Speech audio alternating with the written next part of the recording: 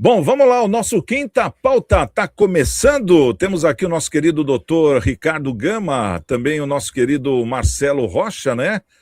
Os dois se fazendo presentes hoje para a gente poder trazer esse assunto aqui que chama muito, mas muita atenção e até extrapola, porque agora mostra a fragilidade que é o Banco Central, ou seja, o Banco Central é o maior fiscalizador que tem de qualquer instituição financeira, né, bancária, enfim, ele que fiscaliza, justamente para não extrapolarem e não passarem dos limites, ou seja, tudo que o banco promete, ele tem que antes estar comprovando que ele consegue sustentar, né? Ó, eu vou te emprestar US$ 1 milhão, então eu tenho que ter esse 1 milhão na conta, não é da boca para fora, então ele tem que comprovar. E o Banco Master, essa questão que explodiu em todo o Brasil, prova uma fragilidade que saiu de dentro do Banco Central. Vamos entender essa história, esse vazamento? O novo capítulo do Banco Master levanta questionamentos sérios sobre a atuação de órgãos de controle e a possível existência de falhas ou até interferências dentro do sistema financeiro brasileiro. Documentos revelam que o Banco Central recebeu ainda em julho de 2024 um alerta da Polícia Federal apontando possíveis irregularidades envolvendo o Banco Master, instituição ligada ao empresário Daniel Vorcaro. De acordo com as informações, o Banco Central respondeu à Polícia Federal afirmando que as suspeitas já haviam sido analisadas internamente e arquivadas, sem a adoção de medidas adicionais naquele momento. Os apontamentos incluíam dívidas sobre estrutura societária do banco, operações financeiras consideradas atípicas, possíveis inconsistências na gestão, e a decisão de arquivamento agora levanta uma questão central. O risco foi subestimado ou ele foi propositalmente ignorado? Mais de um ano depois, em novembro de 2025, o próprio Banco Central decretou a liquidação do Banco Master, confirmando que a situação da instituição era mais grave do que se imaginava anteriormente. A medida reforça o contraste entre o arquivamento inicial e a decisão posterior mais drástica. O caso ganhou novos desdobramentos com investigações recentes da Polícia Federal. 2 servidores do Banco Central passaram a ser investigados sob enorme suspeita de vazamento de informações sigilosas e prestação de consultoria informal ao banqueiro Daniel Vorcaro. Se confirmadas, as acusações podem indicar um cenário ainda mais delicado, porque envolve possível quebra de confiança dentro da própria autoridade reguladora do sistema financeiro. O avanço das investigações coloca o caso em um patamar sensível, com grande potencial de gerar pressão sobre o Banco Central, repercussão no Congresso Nacional e novos pedidos de investigação e até CPI, e também o aumento da desconfiança sobre mecanismos de fiscalização. Além disso, o nome de Daniel Vorcaro volta ao centro do debate em meio a especulações sobre possíveis desdobramentos judiciais e políticos.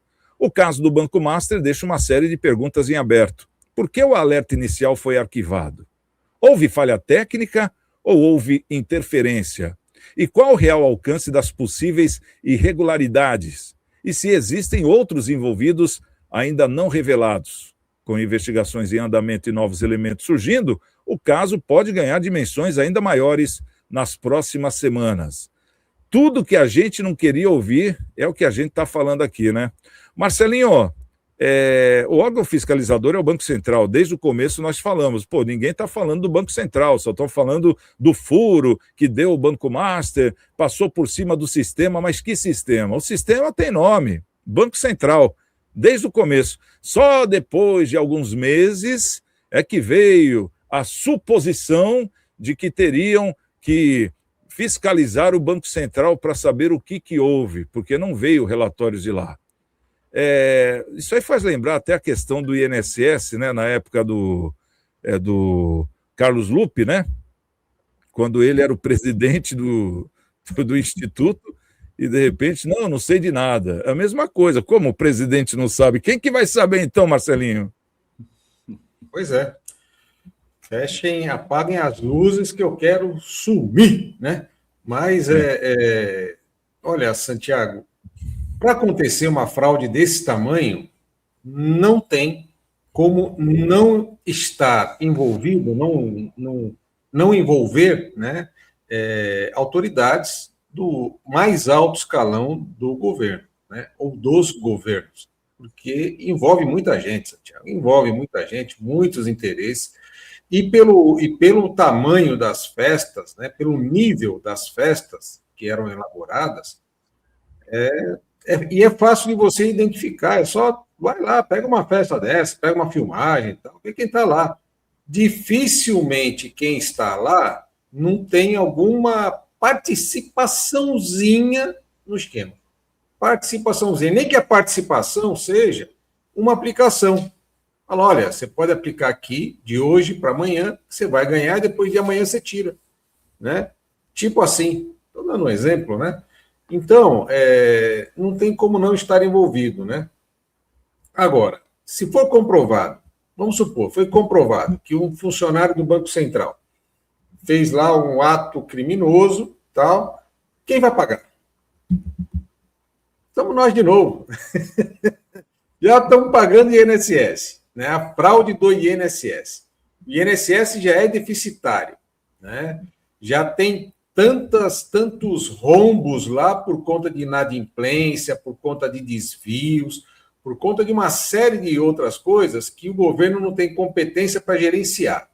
E aí vem mais esse problema, quem vai ter que pagar a conta no final? O pagador de impostos. Aí o pagador de impostos vai lembrar na hora eu vou falar de novo da gôndola, não tem como fugir da gôndola. Vai lá comprar o pãozinho, o leite moça, o leite, né, o presuntinho com queijo e tal, não tem jeito. Vai lembrar porque o produto vai estar aumentando acima da inflação e os indicadores estão dizendo que nós não temos inflação, vamos ter deflação. Quer dizer, é tudo uma mentira, né? Nós vivemos uma mentira, quer dizer, nós vivemos a realidade. O governo passa a mentira para a gente. E aí é difícil da gente sobreviver. Então, Santiago, é triste a gente ver tudo isso daí. O que a gente espera? O que a gente quer? Né?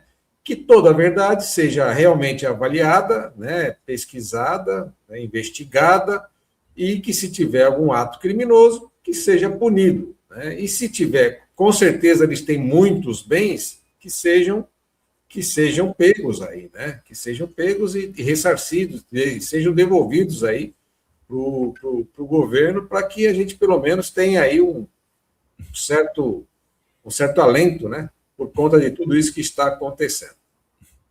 Ô, doutor Ricardo, o que o Marcelo está falando, né, que a gente imagina também essa questão da fiscalização do Banco Central, que nós levantamos lá no começo, acho que na primeira semana. Poxa, mas quem que é o fiscalizador? É o Banco Central? Por que o Banco Central até agora não se pronunciou? E demorou muito para se pronunciar. E hoje, mesmo se pronunciando, está sendo investigado, né? Não está saindo dele. Ó, pessoal, teve uma falha no sistema aqui, corrompeu o Windows, sei lá, qualquer coisa. Ele está simplesmente tentando se proteger de um ataque, né? Parece que aí no caso não é ele quem falhou, parece que é o sistema todo menos o Banco Central, né? O cara roubou, mas roubou como? Tem que ter o órgão fiscalizador justamente para isso, para impor limites. E ao mesmo tempo a gente vê que muitos nomes aparecem em suposição, mas grandes nomes da política. Existe até uma árvore genealógica feita sobre esse contexto, né, de quem é o cabeça, quem que ajudou o quê, quem que fez não sei o quê, quem que deu assessoria não sei o quê, enfim, e que os valores. E até espana na esposa do próprio Alexandre de Moraes, que se não fosse essa investigação da Polícia Federal número 2, porque tem a Polícia Federal número 1 e a número 2. A número 2 fiscaliza mesmo, né, ela não tem o rabo preso. E ao mesmo tempo a gente vê que as coisas começam a aparecer. Mas, por outro lado, a gente vê esses nomes que estão envolvidos, eles mesmos matando no peito, como é o caso do próprio Gilmar Mendes, de tirar o sigilo, né, de não deixar ir à tona o sigilo do Toffoli, né, numa autoproteção do STF, mas fica a proteção do STF, mas não fica a transparência para a população, que, como muito bem disse o Marcelo, é quem vai pagar essa fatura, né? A gente quer saber o que a gente vai pagar, então fiscaliza aí, a gente paga, mas descobre como é que foi, porque pagar sem saber quem foi o ladrão fica complicado. E a gente nota que quando chega lá no Senado, que é o principal articulador que poderia pôr isso para andar de vez, até com a CPI que já está em andamento, se tivesse um apoio do presidente do Senado, o Alcolumbre, a coisa andaria muito fácil. Mas ele é o primeiro já a segurar qualquer tipo de CPI, dizendo que não, nós estamos em ano eleitoral, eu não vou dar esse prazer para ninguém, para fazer campanha eleitoral. Mas não é questão de campanha eleitoral, é questão de fiscalização. Independente de ser ano eleitoral ou não, tem que ter a fiscalização. Como é que fica essa questão? A gente sabendo que funcionários de alta patente, alta confiança, já estavam prestando colaboração para o Daniel Vorcaro de dentro do Banco Central, com informações sigilosas, né? Ele já tendo acesso, porque dinheiro ele tinha, né? Pelo menos acho que tem, né? Mas como é que é essa questão? Porque agora nós estamos falando do Banco Central, que não está fiscalizando e está comendo bola, doutor? Santiago, o dinheiro corrompe almas, corrompe moral, corrompe ética. Então, são funcionários de carreira, funcionários concursados do Banco Central, que acabaram sendo colaboradores de Daniel Vorcaro, pessoas que estavam ali para blindá-lo. Temos também ministros do governo Lula que recebiam por consultorias. Tivemos também a questão do contrato de 129 milhões de reais de Viviane Barsi de Moraes, que é advogada, que dava consultoria, estava fazendo regras de compliance, também pareceres jurídicos para o Banco Master. Daniel Vorcaro conseguiu fazer uma grande teia de união, unir os poderes da República, executivo, legislativo, judiciário, em torno de um escândalo só, ou seja, o amor ao dinheiro e a moral colocada de lado. Mas quando o dinheiro fala mais alto, os valores vão ralo abaixo, mas depois vem a consequência, porque o diabo ajuda a fazer, mas não ajuda a esconder. Se você é um funcionário público, como ministro do STF, você que é inocente, você tem que clamar pela sua inocência. Você tem que ter a transparência. Olha, eu não devo nada. Quer quebrar o sigilo fiscal? Eu não devo nada, eu sou inocente. Pode mostrar. Quer mostrar minhas contas enquanto um servidor público, como ministro do STF? Está liberado. Mas acontece que a gente fica refém de uma situação de poder. Quem pode brecar o STF? Quem pode modificar a decisão da mais suprema corte de todas, a maior corte, que é o Supremo Tribunal Federal? Ninguém. Só o Senado através de um impeachment. Só que o Senado também está ali com envolvimentos, com suspeitas em cima dessa situação. Tivemos aí Ciro Nogueira, senador, que pediu para aumentar o FGC de 250 mil para quase R$1 milhão. Uma pessoa que Daniel Vorcaro chamava de meu grande amigo, de meu irmão. Então, são as pessoas que acabaram fazendo essa teia. O governo da Bahia, que teve a questão envolvendo os fundos de previdência, também Rio de Janeiro, e outras pessoas ali do Distrito Federal, Ibanez Rocha, com o BRB, também com venda de alguns ativos ali do Distrito Federal, ali para Daniel Vorcaro. Então, a teia é muito intrincada, é muito grande. Agora, a gente está refém dessa situação toda. A gente não tem poder de combate, só vai poder mudar essa situação que nós estamos vivenciando através de um Senado combativo, da pressão da mídia, da pressão popular. Fora isso, não há o que fazer. A gente está refém de tudo isso, mas com certeza, pessoas que receberam dinheiro blindaram o Banco Master, só que chegou numa posição que o rumbo era tão grande que isso acabou vazando. Mas está todo mundo ligado, junto e misturado, Santiago. Ô Marcelinho, só para a gente deixar os pontos claros aqui, o nome do ex-presidente do Banco Central apareceu, né? Porque foi justamente na gestão dele que não teve essa fiscalização. E ele foi indicado aí do Bolsonaro. Então agora isso vem repercutindo. Tá vendo? Foi lá na época do Bolsonaro, não fiscalizaram. Você acha que isso aí levanta grandes suspeitas ou não? Tiago, eu acho que todo mundo que está na área pública vai passar por uma investigação em algum momento. Isso eu acho que é até normal, né? Faz parte do contexto. Se ele seguiu todas as regras, seguiu todo o manual, né, assim dizendo, de trabalho, ele vai lá, vai se apresentar e vai seguir. Olha, o que vocês fizeram de regra para que fosse seguida, foi seguido. Tá aqui. Então, não há o que temer, né?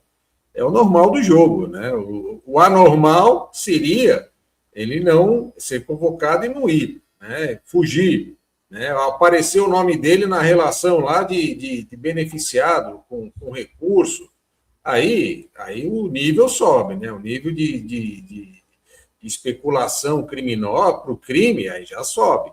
Né? Agora, fora isso, aí não tem como, né? É a mesma coisa da gente estar trabalhando, Santiago, numa multinacional ou num governo, alguma coisa, e alguém que está ao nosso lado, ou numa secretaria, ou sei lá, num gabinete, seja o que for, cometer um crime. Porque ele cometeu, você também cometeu? Não, mas você está lá, não está? Tá. Então você também vai ser investigado. Faz parte do contexto. Se você não quer estar mexendo ali com a área pública, então sai fora, vai fazer outra coisa que você gosta. Né? Então faz parte. Ele vai ter que ir, não tem a menor sombra de dúvida. Principalmente se descerem na linha do tempo e o problema começou na data X qualquer. Lá. Tá certo. Ô, doutor Ricardo, só para a gente encerrar, esse vazamento do Banco Central coloca o STF sob pressão. Onde é que entra o STF nisso? Entra justamente na falta de fiscalização ou de pedir uma transparência. Porque a gente sabe que o STF, quando tem um escândalo, é o primeiro a se posicionar, sendo que já começa o erro aí, porque ele teria que ser manifestado, né, para poder se posicionar. Mesmo sem manifestação, ele já se posiciona, ele já entra aí na esfera de outros poderes e passa a caneta. Agora, nesse caso do Banco Central, parece que o STF o tempo todo veio tentando blindar justamente isso que explode hoje. Né? A que ponto a gente pode chegar no final dessa investigação?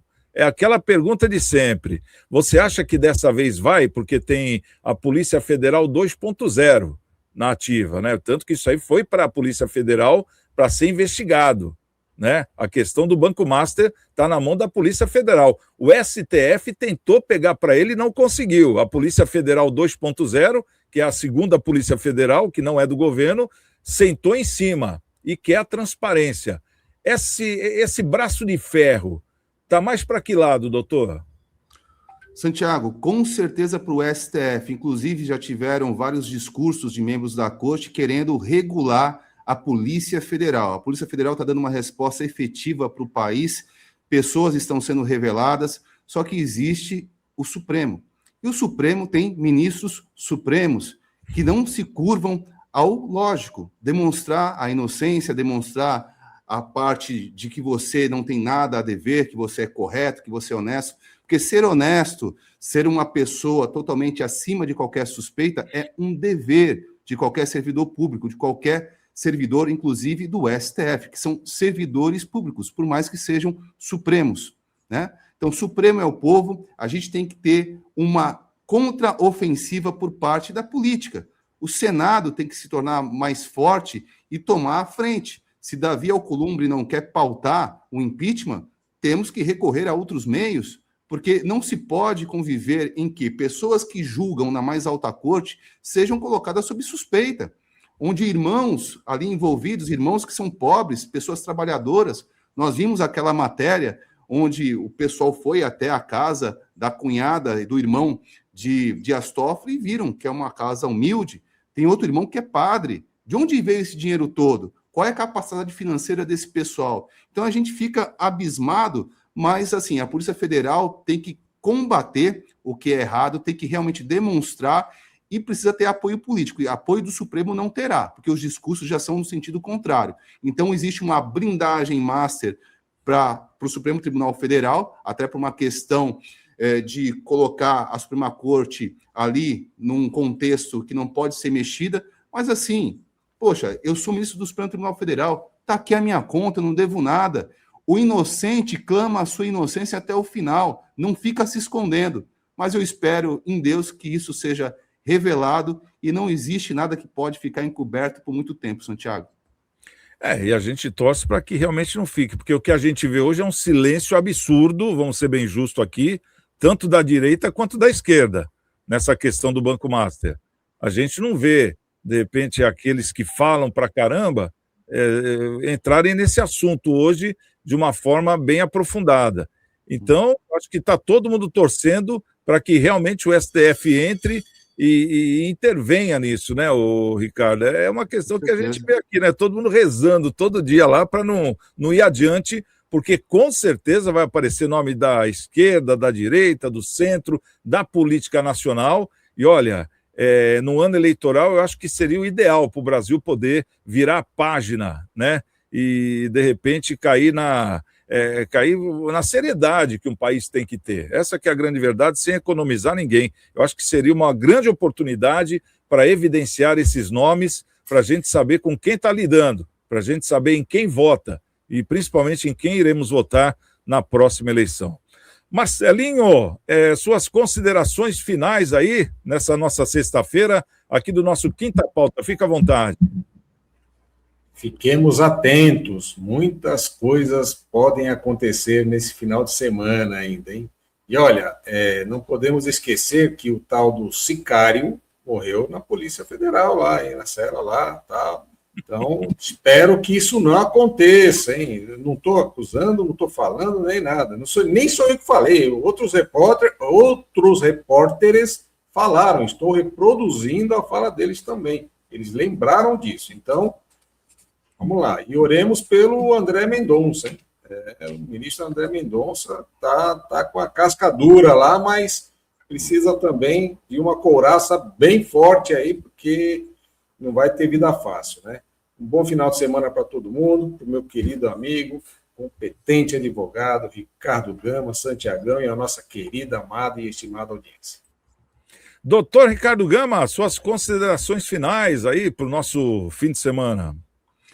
Santiago, a palavra novamente é gratidão, gratidão a você, a nossa audiência, ao nosso querido amigo Marcelo Rocha, o homem que ama São Vicente, uma pessoa vocacionada para cuidar das pessoas, para olhar pela cidade, uma pessoa que realmente tem um coração muito grande para poder enxergar as mazelas sociais e tentar buscar soluções. Você, Santiago, que faz um trabalho maravilhoso na Sociedade de Melhoramento do Bairro José Menino, realmente faz a diferença, é um presidente por excelência, corre atrás, está sempre ali, reivindicando, fazendo o melhor pelo bairro do José Menino. E eu gostaria de convidar a todos, agora no dia 25 de março, quarta-feira, no Cassino da Base Aérea de Santos, que fica em Vicente de Carvalho, no salão número 2, terei a posse como presidente do CONSEG, Conselho Comunitário de Segurança de Vicente de Carvalho. Vicente de Carvalho, que é um distrito de Guarujá, a gente está atuando ali para poder transformar a realidade de Vicente de Carvalho, com ações pontuais junto à Polícia Civil, Polícia Militar, para trazer mais segurança, e também junto à GCM, com apoio da Prefeitura,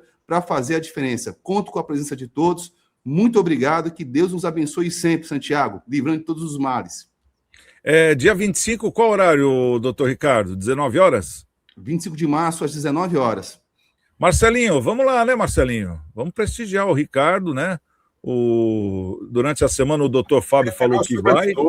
Terei o maior prazer em estar lá prestigiando meu querido amigo, doutor Ricardo Gama. Aqui do programa já temos confirmado já estou confirmado, a minha esposa também, confirmado o Conde, já tem o Marcelo, tem o Luciano Batista, eu estou esquecendo de mais gente aqui que confirmou, né? Então tem uns 10 aqui, viu, Ricardinho? Já prepara o goró lá, porque a turma come, viu? Com certeza. Mas, com certeza, o grande presidente vai ser o Ricardo também nesse CONSEG, de Vicente de Carvalho, e diga-se de passagem, o maior CONSEG da Baixada Santista, não é isso? Tá certo. Bom, então, para você que está conosco, o resultado final da nossa enquete, vamos trazer aqui, a gente estava perguntando se Dias Toffoli deveria se afastar do STF diante da suspeita, sim ou não. 88% dizendo que sim, e 12% dizendo que não. Com certeza o Lula está nesses 88% também, né? Que está querendo que ele saia. Bom, pessoal, excelente final de semana para todos, que Deus abençoe, e segunda-feira, quem chegar primeiro, espera o outro. Olha aqui, tem até parabéns aqui para o doutor Ricardo, da nossa audiência, né, pela notícia que você deu agora, viu, Ricardo? Então, tá aí a nossa amiga Heloísa também desejando um ótimo final de semana para todos aí. Então, grande abraço, ótimo fim de semana, estamos com Deus, e segunda, 15 para o meio-dia, mais um Cidades em Debate. Até lá!